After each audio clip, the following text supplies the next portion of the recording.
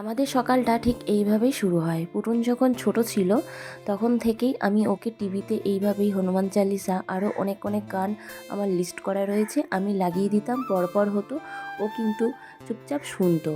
এখনও কিন্তু ও শোনে, প্রতিদিন হয় না, মিথ্যা কথা বলবো না, কারণ সকালবেলায় উঠতে যখন একটু লেট হয়ে যায় তখন তাড়াহুড়ো থাকে, তখন আর হয় না। বাট প্রতিদিনই বলতে পারো আমি এইভাবেই সকালটা শুরু করি।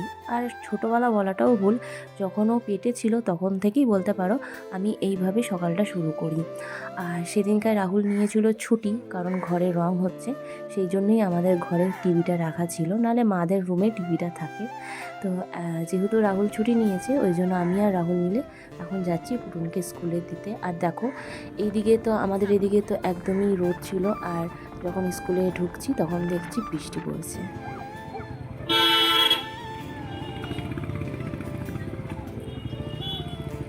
পুটুনকে স্কুলে ছাড়া মাত্রই বৃষ্টি চলে এলো, আর ওইখানে তো দাঁড়ানোর জায়গা ছিল না, তাই একটু এগিয়ে এসে একটা চায়ের দোকানে দাঁড়ালাম। আর এত ঝমঝমিয়ে বৃষ্টি পড়ছে কি বলবো, সেদিনকায় এত অনিয়ম খাওয়া দাওয়া হয়ে গেছিলো যে আমার সারাদিন আর খিদেই পায়নি।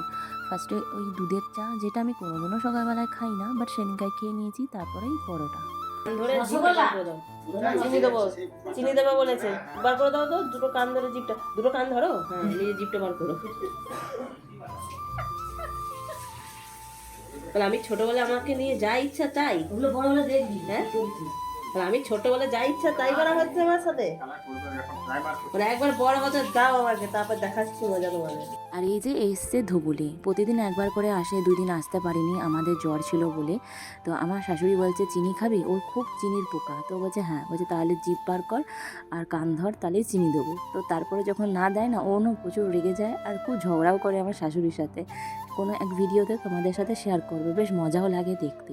তারপরে আমি না সেরকমভাবে ভিডিও করতে পারিনি, কারণ তাড়াহুড়ো করে রান্না সেরে নিয়েছিলাম। আর ওই পুঁই শাকগুলো দেখালাম, ওইগুলো না আমাদের গাছের পুঁই শাক, মানে ছাদে হয়েছে, তো একটু তোমাদের সাথে শেয়ার করলাম, ভালো লাগছিলো, খুব টাটকা ছিল। তারপরে পুটুনকে নিতে গেছিলাম, আর পুটুন তো খুব খুশি, কারণ বাবা ওকে নিতে এসছে, আবার দিতেও গিয়েছিল। আর মেনলি রাহুল ছুটি নিয়েছিল, ব্যাংকের কিছু কাজ ছিল ওর, প্লাস আমার কয়েক মাস ধরে পেন্ডিং পড়েছিল। এভাবেই কেটে গেল একটা ছুটির দিন। কেমন লাগলো ভিডিওটা অবশ্যই কিন্তু জানিও।